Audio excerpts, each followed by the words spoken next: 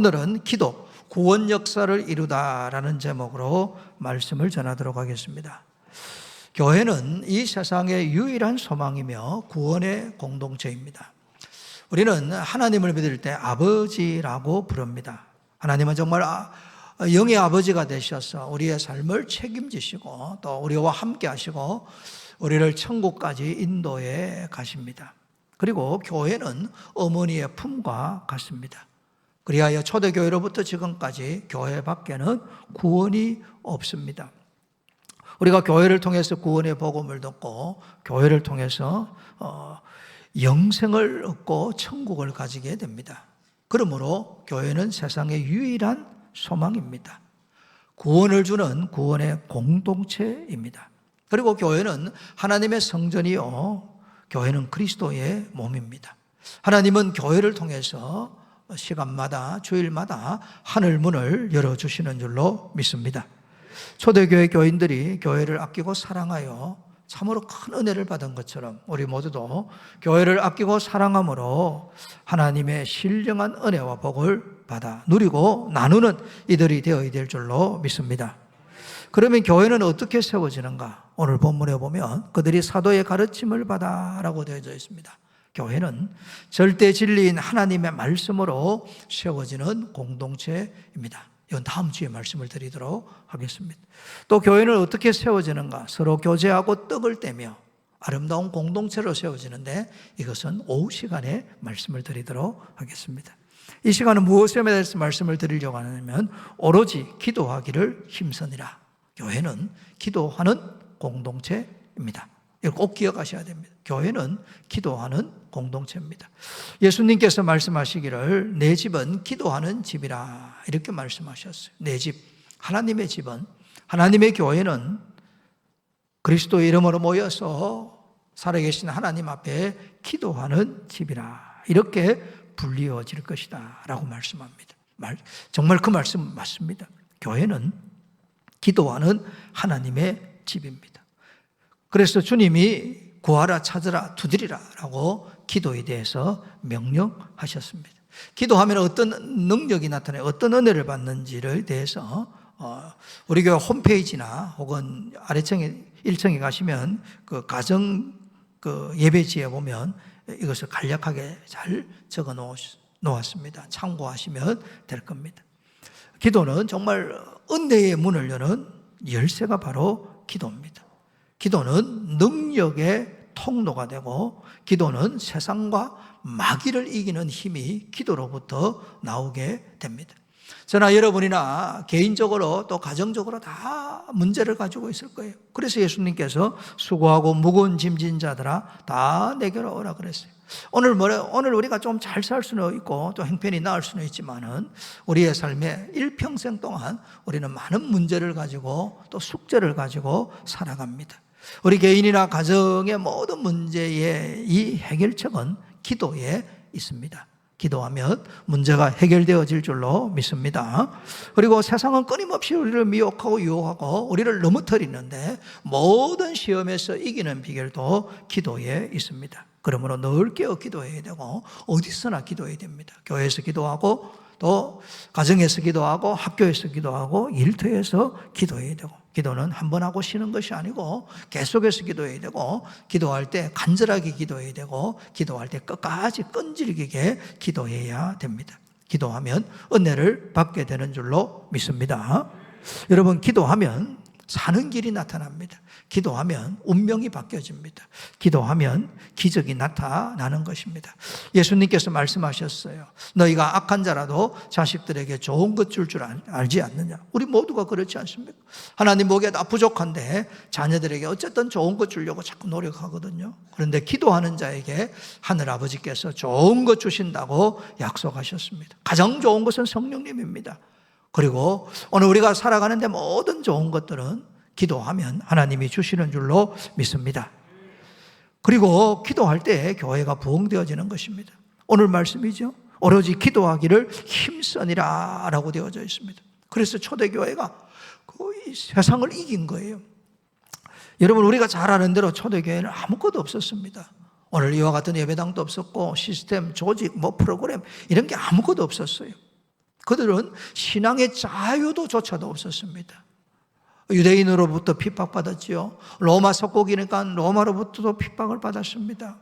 그들이 십자가로 영생을 얻고 구원을 얻고 천국을 가진 기쁨을 했었지만 정치적으로 암울했고 경제적으로 대단히 어려웠고 사회적으로는 혼돈이었습니다. 그냥 밥 먹고 사는 그 수준이었습니다. 여성이나 아동은 인권이 없는 그런 시대였습니다. 그리고 노예 제도가 있을 때입니다. 그때에 이들이 기도한 거예요.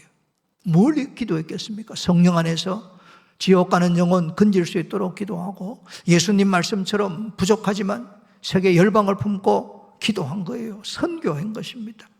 이 땅에서 교회를 통해서 하나님의 뜻이 이루어지도록 그렇게 기도했습니다.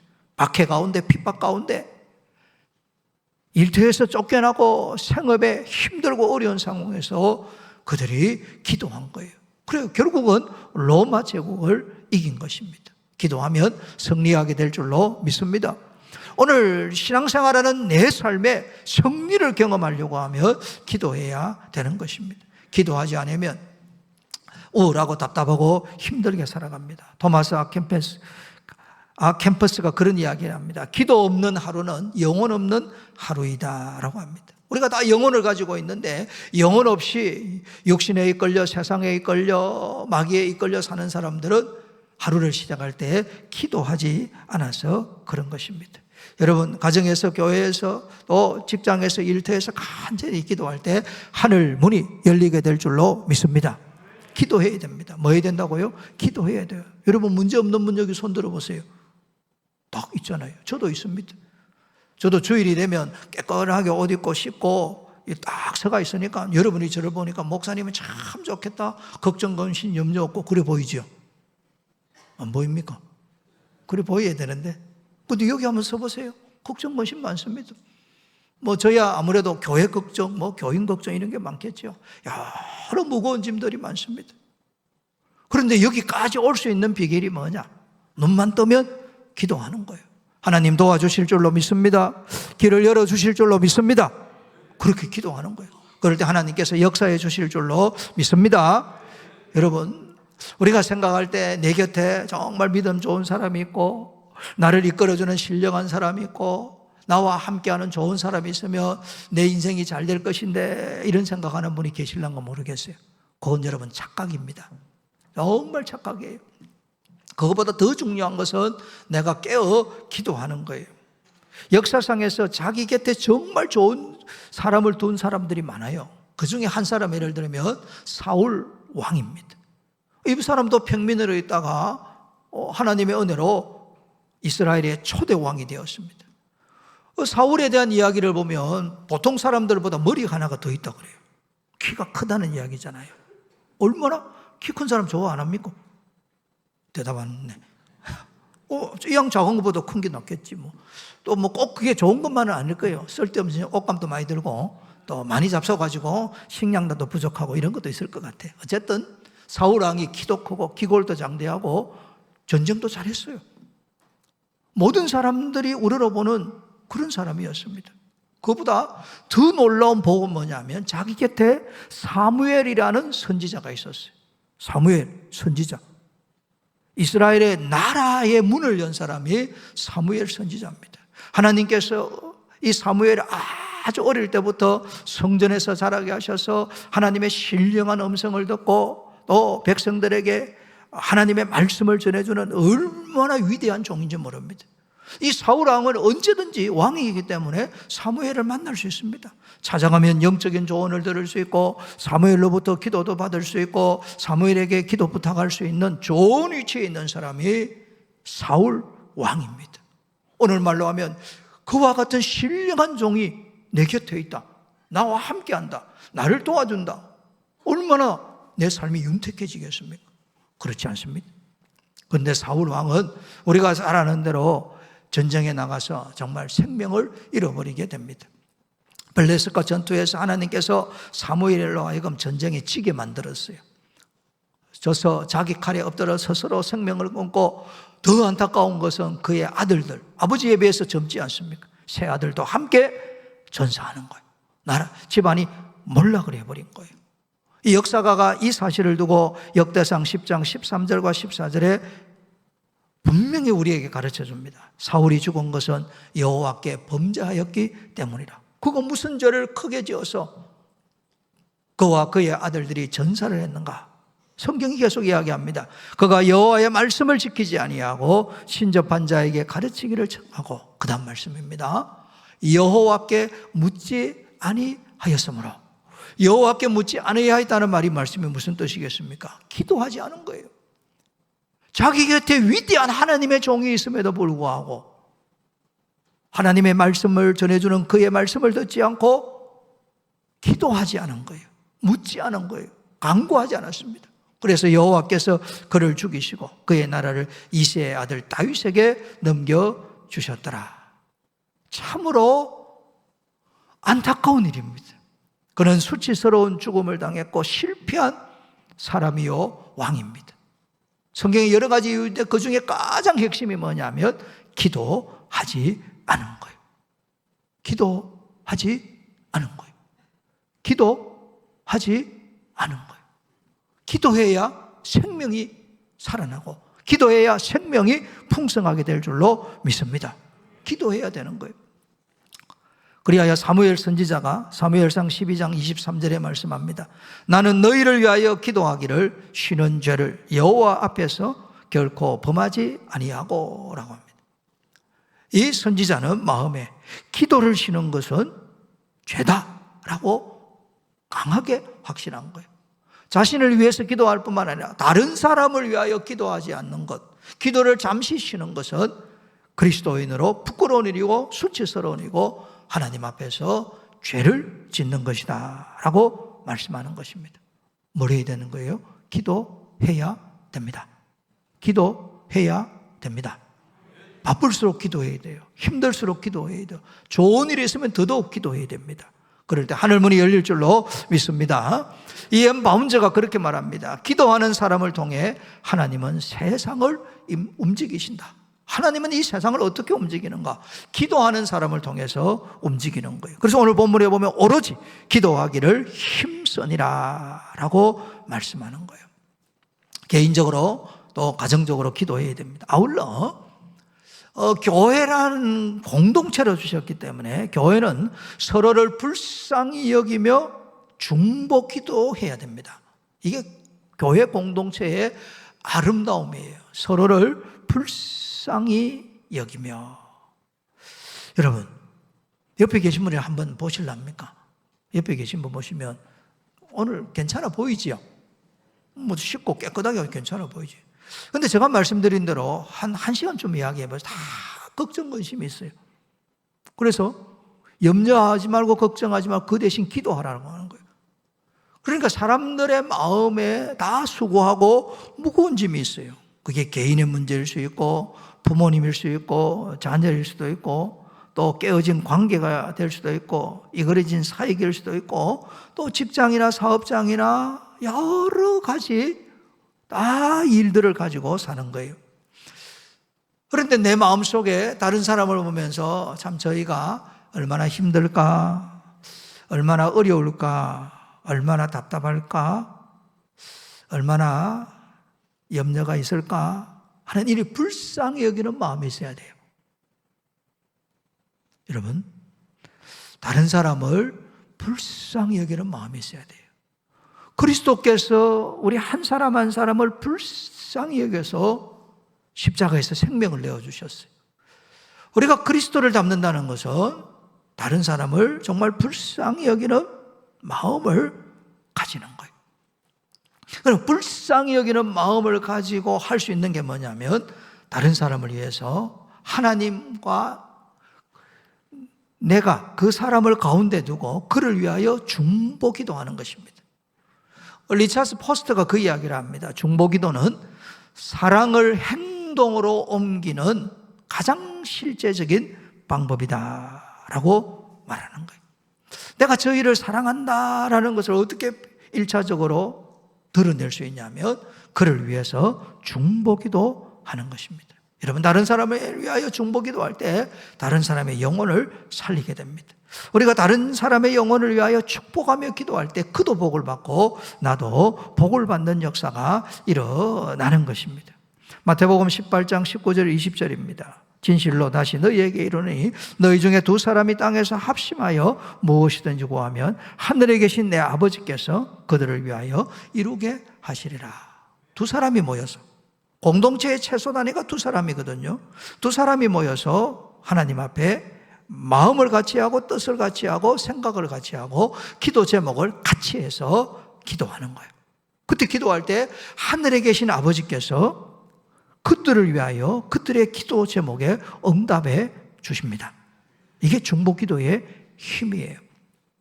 여기에서 끝난 것이 아닙니다. 19절에 주님이 20절에 약속하시기를 두세 사람이 내 이름에 모인 곳에는 나도 그들 중에 있느니라. 자, 두세 사람이 모여서 중보기도하는 거예요. 간절히 서로를 위해서 축복기도하는 거예요. 예수님이 그곳에 계시는 거예요. 예수님이 계신다는 것은 뭐합니까? 그냥 단순히 예수님이 오셔서 우리의 머리를 쓰다듬으면서 잘하고 있군, 기도를 열심히 하네, 계속해라, 이러고 하시는 게 아니라는 이야기입니다. 주님이 그들 가운데 임는다는 것은 거룩한 임재를 경험하는 거예요. 주님이 정말 살아계신다는 것을 체험하는 거예요. 그리고 주님이 오셨다는 것은 하늘과 땅의 모든 것을 다 가지고 오신 거예요. 그러니까 내 삶에, 기도하는 그들의 삶에 놀라운 축복의 역사가 일어나게 되는 줄로 믿습니다. 뭐 할 때요? 두 사람이, 세 사람이 모여서 함께 기도할 때, 이거 잊지 않아야 됩니다. 내가 나를 위하여 기도하는 것은 누구든지 그렇게 하실 거예요. 내가 가정을 위해서 기도하는 것 조금만 신앙생활하면 다 할 거예요. 그러나 정말 다른 일을 위해서 기도해야 됩니다. 제가 주보에 2026년 동서남북교회 지역별 기도그룹 편성표를 쫙 만든, 우리 교육자들이 수고해서 기도그룹 45그룹을 쫙 만들어 놓았습니다. 이건 뭐냐면, 우리 교회가 분포해 있는 게 아무래도 여기 북부동이니까 구산동, 삼계동이 교인이 많고, 그 다음에 내외동, 그리고 더 나아가서 부원동, 동삼동, 삼전동, 의방동, 부곡동, 유라동, 무계동, 주촌, 부산, 양산, 진영, 교인들이 다 이렇게 나누어져 있거든요. 이런 지역별로 묶어 놓았어요. 이렇게 지역별로 딱 묶어 놓고, 그 다음에 이제 기도 그룹을 섬기는 분들이 누구냐면 전부 남자 집사님들을 다 해놓았어요. 왜 남자 집사님이라냐면 디모데전서 2장 8절에 성경이 이렇게 말씀하면 각처에서 여러분, 각 가정에서, 또 일터에서, 사업터에서, 각처에서 남자들이 누구라고요? 남자들이 뭐라고요? 남자들이 그 다음 뭐라고 합니까? 분노와 다툼이 없이, 경쟁이 없이 거룩한 손을 들어 기도하기를 원하노라. 남자들이 앞서서 거룩한 손을 들고 자신과 기도 그룹에 있는 모든 사람들을 위해서 간절히 기도하는 거예요. 그때 역사가 일어납니다. 여러분, 우리가 살아가는 지금 대한민국에 참 사회적인 문제가 여러 가지가 있는데, 그 중에 큰 문제 중에 정말 기도해야 될 제목이 하나가 있는데, 한국 사회가 마약을 많이 한다는 겁니다. 아마 뉴스 보셔서 아시겠지만 작년에도 마약이 너무너무 많이 들어왔어요. 너무 많이 들어와서 국제 우편으로, 또 여행객을 가장해서 배로, 비행기로 모든 수단과 방법을 가리지 않고 마약이 들어와요. 이 남쪽은 그나마 좀 나은데 저 수도권은 아주 심합니다. 예전에도 말씀드리죠. 카페에 앉아서 모르는 사람이 그냥 아유 제가 2잔 시켰는데 1잔 드세요 하고 주는데 그게 마약이 들어가 있는 경우가 들어 있습니다. 그럼 아무 생각 없이 마약 먹고 이 음료를 왜 이렇게 좋습니까 하고 막 이야기하는 거예요. 그러면서 마약을 소개하는 거예요. 근데 이 마약을 먹는 연령이 놀라지 마십시오. 10대, 20대, 30대가 제일 많아요. 조사를 하고 잡고 보니까 초등학교 5학년, 6학년 애들도 마약을 하더라는 거예요. 우리가 상상을 초월하는 거예요. 20대, 30대는 너무너무 많고요. 대한민국이 더 이상 마약 청정국이 아닙니다. 어디든지 가면 마약을 살 수 있는 그런 사회가 되어져 버렸습니다. 술, 담배도 인생을 망치는데 마약은 정말 심각합니다. 저는 한 30여 년 전에 저기 독일에 간 적이 있는데 독일 프랑크푸르트 역에 내렸습니다. 그 다음날 아침에 보니 공원에 영 이상한 사람들이 쭉 있어요. 그래서 선교사님 뭐 저희들이 누구냐니까 전부 마약하는 사람이래. 이 유럽에 있는 정부들이 다 그런 건 아닌데 아침에 전부 다 마약을 하나씩 나눠주는 데도 있어요. 사고 치지만 하고. 그럼 그 사람들은 어떻게 사는 거예요? 마약에 있다가 마약에 찌들다가 그냥 죽는 거예요. 우리나라 사회가 이렇게 안 된다는 보장이 없습니다. 뭐 좋게 표현하면 10대, 20살에 공부에 막 스트레스를 받아서 마약하니까 거기에 빠져서 하는 이들이 있을 거예요. 여러분, 애들 너무 공부하지 마세요. 아멘 안 하실 거네. 다 하나님의 은혜 주셔서 잘 살게 될 줄로 믿습니다. 그 다음에 30대 되면 뭐 결혼, 취업, 그것도 너무 야단치지 마세요. 다 잘 될 줄로 믿습니다. 그 시간에 뭐 하면 되는 거예요? 하나님 아버지하고 기도하니. 엄마의, 아버지의 눈물의 기도의 양만큼 우리 자녀와 다음 세대가 잘 될 줄로 믿습니다. 그런 믿음을 가지고 하나님 아버지하고 자꾸 기도해요. 어릴 때부터 자꾸 기도하는 훈련을 시키고 하나님 앞에 기도하면 하나님이 너를 도와주시고 축복하신다라고 자꾸 가르쳐주고 한순간에 쾌락으로 살면 인생 망친다. 기도해서 살아라 라고 가르쳐야 돼요. 그래서 술과 담배와 마약과 멀어지게 만들고 오직 하나님 앞에 나가 예배드리고 기도하고 예배드리고 기도하고 예배하면 우리와 우리의 자녀들이 잘 될 줄로 믿습니다. 그렇게 키워야 돼요. 우리나라에 이분이 제일 오래 사는 분, 가장 연세가 많은 분은 아닌 것 같은데 1920년생, 나이가 좀 되죠. 105세입니다. 김형석 전 철학과 교수님. 이분이 1920년생인데 아직도 살아계시잖아요. 근데 이분의 글을 읽어보니까 자기 주위에 있는 사람들 중에 일찍 죽은 사람들이 있대요. 언제 죽은 사람요? 일찍 죽은 사람들이 있대요. 그래서 글을 쓰면서 왜 저 사람들은 일찍 죽었는가 하고 이제 기억을 더듬어서 자꾸 생각을 해보니 저런 이유로 일찍 죽었구나라는 것을 깨달았대요. 그럼 우리는 거꾸로 살면 오래 살겠죠. 그래서 이제 자기도 이제 교수할 때 5, 60대들이 앉아서 처음에 이제 밥을 먹는데요. 밥을 뭐 이런저런 이야기 하다가 어떤 사람이 나라에 대해서 불평을 막 한대.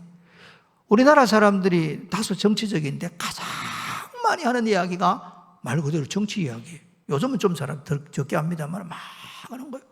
그럼 온갖 불평을 다 써요. 사회가 이렇고 경제가 이렇고 부동산 값이 뛰고 뭐 주식이 떨어져서 또 올랐다. 올라면 팔면 되고 떨어지면 안 사면 되잖아. 떨어지면 사야지. 뭐 저는 없으니까 자유하거든요. 거기에 대해서 그냥 자기가 가지고 있는 지혜대로 살면 될 것이고 주신 분복대로 살면 되는데 욕심이 많다 보니까 불평이 많은 거예요. 욕망이 많다 보면 원망이 많아요. 잘 기억하세요, 여러분. 욕심과 욕망이라는 끊임없는 불평과 불만을 쏟아내는 거예요. 내가 마치 모든 세상을 바꿀 수 있는 것처럼 이야기하는 거예요. 그리고 불평을 막 쏟아내니까 몸에서 도끼가 쫙 나오잖아요. 도끼가 나오면 열이 쫙 올라오니까 술을 시킨대. 술을 막 먹는데요. 술을 먹으니까 막 또 도끼가 올라올 거 아닙니까? 그러니까 안주를 시키는데 전부 다 안 좋은 거 맵고 짭고 뭐 이런 거 먹는 거예요. 그걸 계속 먹는데 그렇게 도끼를 쏟아내고 원망하고 불평하고 하던 사람들 보니까 대부분 다 일찍 죽더래요.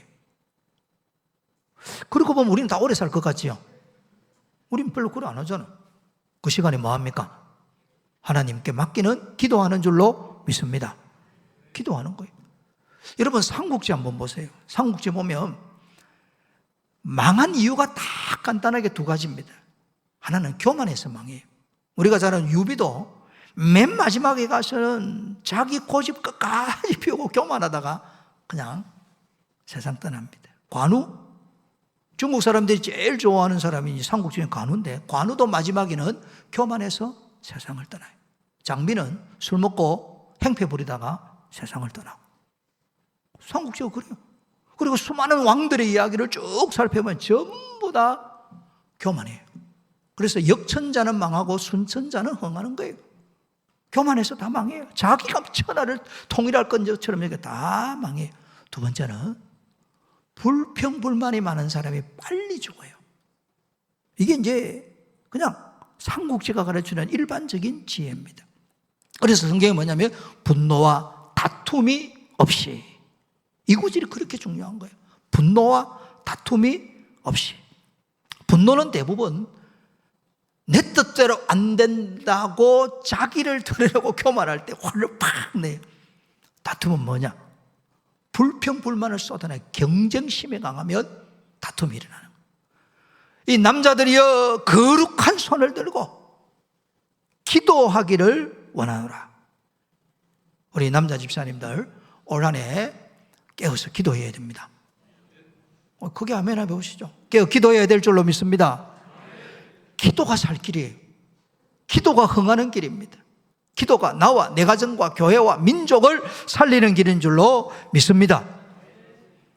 여러분, 그리고 마지막 설교 제목입니다. 기도, 구원 역사를 이루다라는 겁니다. 이게 이제 제가 성경적인 이야기를 가지고 마지막으로 예를 들도록 하겠습니다. 아브라함 이야기입니다. 아브라함이 갈대아 우르를 떠날 때에 그의 조카 롯을 데리고 옵니다. 누구를 데리고 온다고요? 롯을 데리고 와요.